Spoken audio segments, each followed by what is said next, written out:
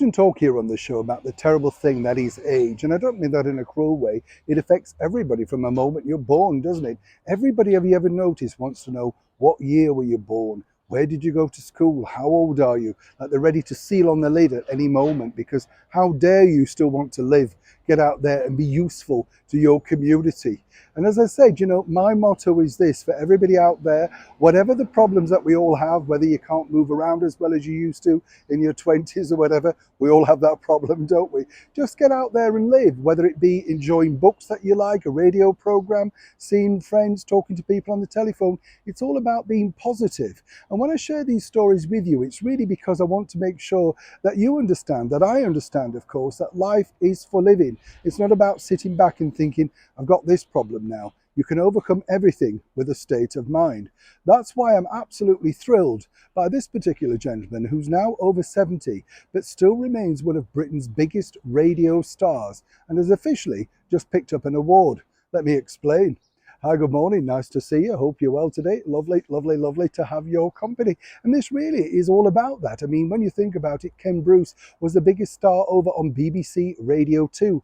The biggest audience that BBC Radio 2, which is one of our national channels over here, had. But of course, in their infinite wisdom, apparently, the BBC couldn't decide whether to keep or let go of Bruce. And of course, when you think about it, Ken had a spectacular long 30-plus career.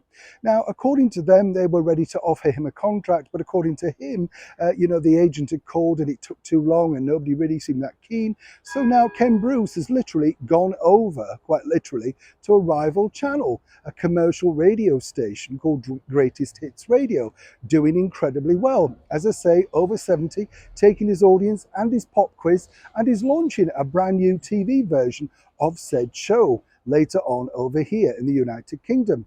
But what is nice is he's also been recognised for all of the wonderful broadcasting work and enjoyment that he's given so many people by His Majesty the King by becoming an MBE, which of course he will receive at some later stage at Buckingham or indeed Windsor Castle. And the point of this story is really this: it's never about giving up just because they decide, whoever the bosses may be, that, you're finished, you're through, we don't need you, we don't require you. It doesn't necessarily mean it's the end. And for someone like Ken, literally, I think he's about 73 now, who's enjoying possibly one of the biggest years of his career, isn't it heartwarming to know that for all of those people back at Radio 2 who said, you're finished, you need this channel without us, all that sort of stuff, he's gone on to show not only has he taken his success elsewhere and built a bigger audience, if that were possible, but also picked up an award along the way. And I think that, for one, should be celebrated. If you are a fan of Ken Bruce, and I'm sure there are many who listen and watch this channel, do wish him well, but more importantly, think about it for yourselves. It's not always about the end game just because somebody wishes to wipe you off. And the living proof, Ken and many others out there who are still going strong many decades after many people wish to say goodbye. Neil Sean in the very heart of London.